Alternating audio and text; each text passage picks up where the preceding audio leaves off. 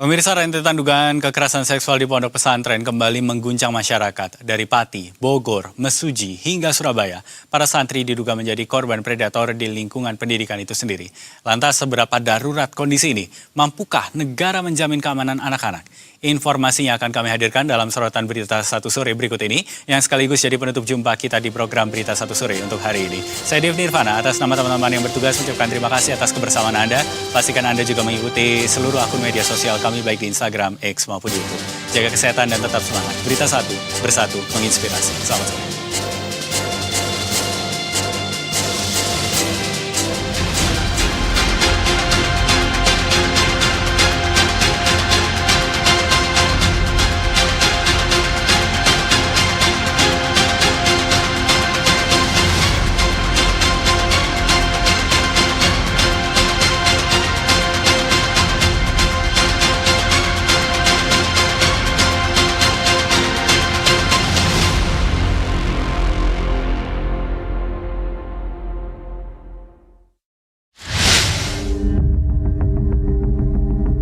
Kurang dari 1 bulan, dunia pendidikan Indonesia menghadapi ancaman serius atas rentetan kasus dugaan kekerasan seksual.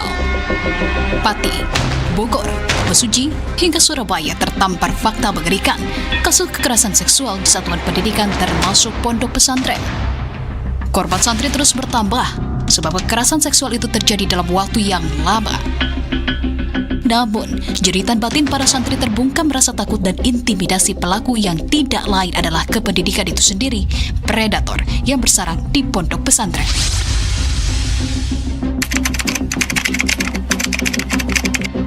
Kemarahan publik pecah, ratusan warga menggeruduk rumah pengasuh Ponpes Dolokusumo dan viral di jagat maya. Warga menuntut pengasuh diadili atas tindakan bejatnya. Kasus ini terbongkar setelah sejumlah santriwati memberanikan diri melapor atas rahasia kelam yang terjadi pada 2020 hingga 2024. Polisi menetapkan pendiri sekaligus pengasuh pesantren berinisial AS berusia 51 tahun sebagai tersangka kekerasan seksual. Meski sebelumnya penanganan kasus sempat menjadi sorotan publik karena tersangka tidak langsung ditahan. Karena banyak ancaman dari pihak terkait atau dari pihak khususnya pengasuh, yaitu tersangka. Mungkin yang penyimpangannya apa aja mas? Penyimpangannya khususnya penipuan, pemerasan, dan pelecehan seksual. Tersangka baru berhasil diamankan pada 7 Mei lalu di wilayah Wonogiri, Jawa Tengah, usai sebelumnya mangkir dari panggilan hukum dan melarikan diri ke Jakarta dan Bogor. Setelah melakukan pemeriksaan dari saksi-saksi, kemudian menetapkan tersangka, penyidik melakukan pemanggilan pemeriksaan. Namun di perjalanannya si pelaku ini mangkir dan melarikan diri. Kemudian tim daripada Polresta gabungan dengan Polda dan juga Resmob Mabes Polri melakukan upaya penangkapan, dilakukan di Wonogiri, tepatnya di Masjid Agung Purwantoro, Kecamatan Purwantoro, Kabupaten Wonogiri. Polisi mengungkap, modus tersangka pada malam hari meminta para korban memijitnya. Tersangka juga mendoktrin korban dengan iming-iming akan lebih cepat menyerap ilmu. Jika menolak, korban diancam dikeluarkan dari pondok pesantren. Meski begitu, pengungkapan kasus ini sempat diwarnai dengan penarikan laporan oleh sebagian korban yang diduga mendapatkan intimidasi serta intervensi dari pihak lain. Polres Pati tetap melanjutkan penyidikan.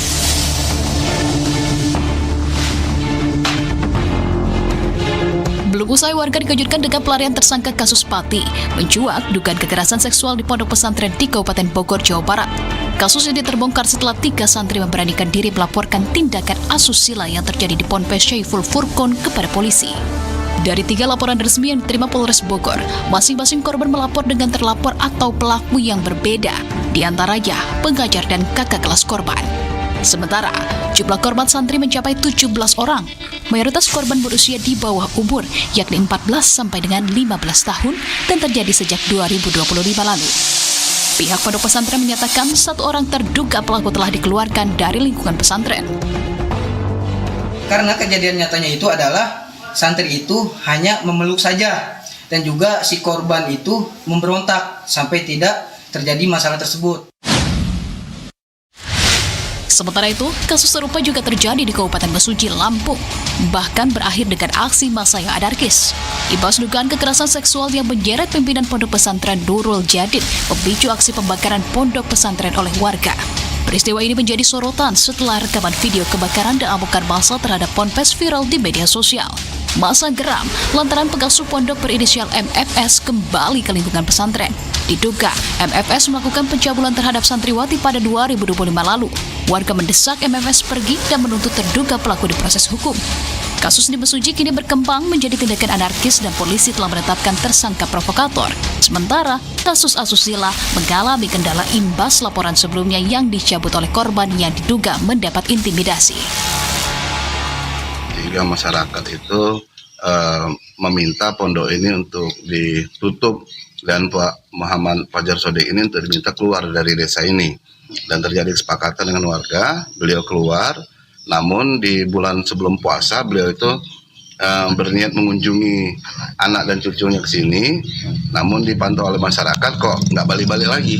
Nggak balik-balik lagi. Diingatkan masyarakat, dikasih waktu sampai dengan pukul 00 malam Sabtu itu. Tapi seperti nggak ada reaksi untuk mau keluar dari pondok ini gitu. Tabir hitam baru kembali tersingkap di jantung kota Surabaya. Aksi predator kekerasan seksual terkuak setelah satu korban berani membuka suara. Berbeda dari kasus sebelumnya, aksi bejat pelaku ini memangsa santri laki-laki. 7 orang menjadi korban dan diketahui mayoritas korban di bawah umur. Pelaku berinisial MZ ditetapkan Polrestabes Surabaya sebagai tersangka yang merupakan oknum guru mengaji yang juga berstatus sebagai mahasiswa. Dengan bonus program menggaji akhir pekan, para santri akan berkinap pada Jumat sampai dengan Minggu. MZ memanfaatkan situasi sepi kala korban tertidur di asrama dan melancarkan aksinya secara paksa. Bahkan, aksi ini terjadi sejak tahun 2025 hingga April 2026. Tak ada yang berani bersuara, membuat penderitaan korban berlangsung lama. Santri lain mengetahui, namun enggan melapor karena intimidasi oleh pelaku. Kasus ini akhirnya pecah setelah korban memberanikan diri berbicara pada keluarga dan diteruskan kepada polisi.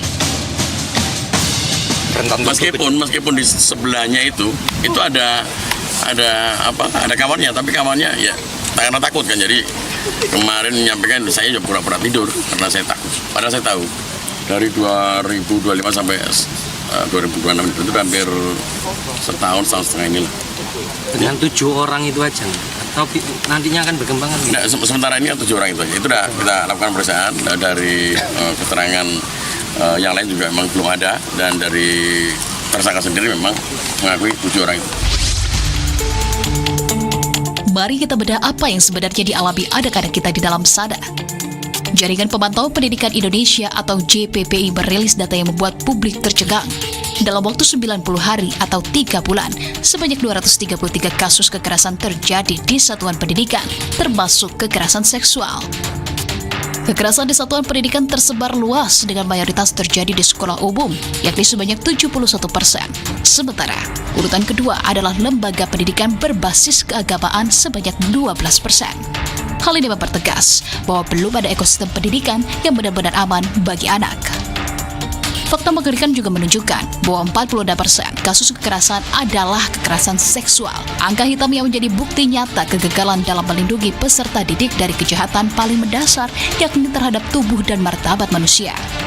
Yang lebih jauh memprihatinkan, pelaku terbesar datang dari dalam sistem pendidikan itu sendiri.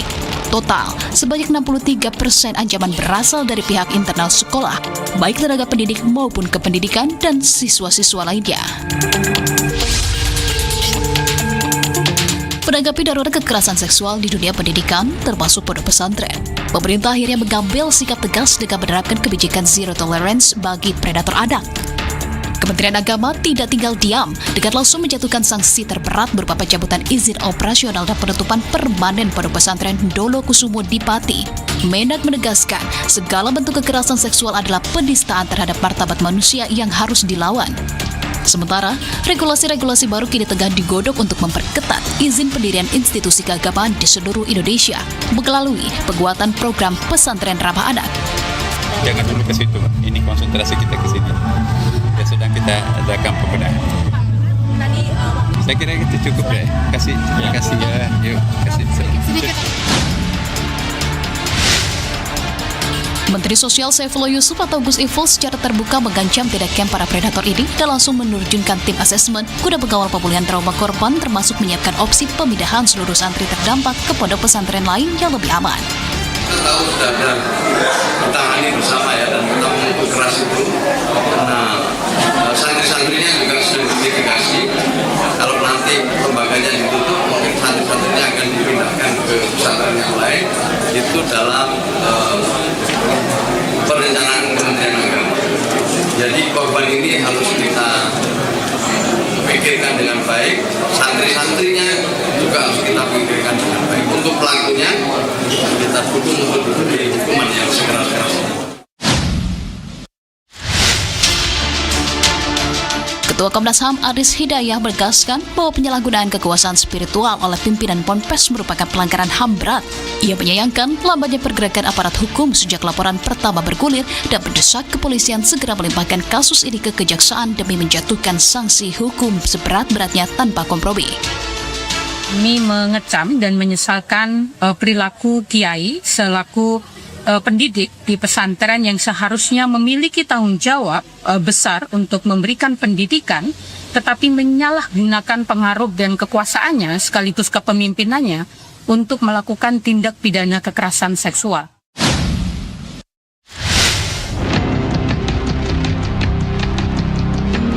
Melengkapi rantai perlindungan dari hulu ke hilir, Kementerian PPP di bawah pimpinan Menteri Arifah Fauzi bergerak cepat mengawal seluruh proses penyidikan dan memastikan para korban mendapat hak kelanjutan sekolah agar masa depan mereka tidak terputus. Bersama dengan itu, Lembaga Perlindungan Saksi dan Korban atau LPSK telah resmi turun ke lapangan guna mengambil alih perlindungan fisik para santri dari segala bentuk intimidasi, sekaligus mengurus rehabilitasi psikologis serta pemenuhan ganti rugi atau restitusi yang wajib dibayar oleh para pelaku. Tindakan tegas terhadap predator kekerasan seksual di bilik-bilik asrama santri harus segera dilakukan. Pakar Hukum Pidana Hibnu Nugroho memberi peringatan keras kepada polisi dalam kasus asusila anak yang memiliki kompleksitas yang tinggi. Oleh karena itu, kemampuan penegak hukum memeriksa kasus hukum ini berbeda, serta harus berhati-hati akan adanya celah hukum yang bisa dimanfaatkan pelaku untuk lolos jika polisi lambat bertindak setelah menetapkan status tersangka. Bahwa dalam hal kasus-kasus anak, tanggung jawab negara, orang tua pengasuh untuk memberikan suatu mental yang cukup tidak mudah. Tidak mudah, hampir semua kasus takut kaitannya nama baik, takut keluarga dan sebagainya. Oleh karena itu dalam hal seperti ini memang apalagi kalau besar, di lingkungan besar, kemampuan bagaimana penegak hukum memeriksa kasus ini beda dengan kasus biasa. Tak hanya itu, Hibnu memberikan penegasan hukum agar korban atau pelapor kasus kekerasan seksual tidak perlu takut terhadap ancaman laporan balik seperti tuduhan pencemaran nama baik ataupun laporan palsu dari pihak pelaku. Kalau laporan balik itu hanya nakut-nakuti itu. Suatu laporan balik menurut saya kalau bisa dilakukan pelapor apabila perkara dihentikan. Laporannya kan akan dihentikan. Dihentikan sebagai dasar bahwa tidak terjadi suatu perbuatan. Jadi nggak perlu takut.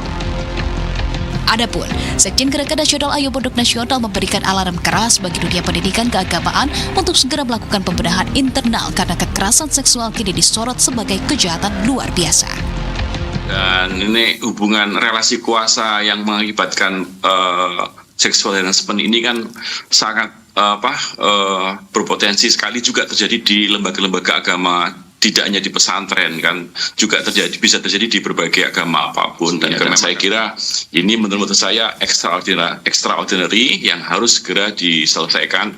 Dan ini kalau tidak kita selesaikan dengan baik, maka pesantren semuanya akan jelek di mata masyarakat. Kini, rentetan kasus-kasus itu tengah dilakukan penyelidikan dan upaya hukum lanjutan guna memberikan efek jerah bagi para predator.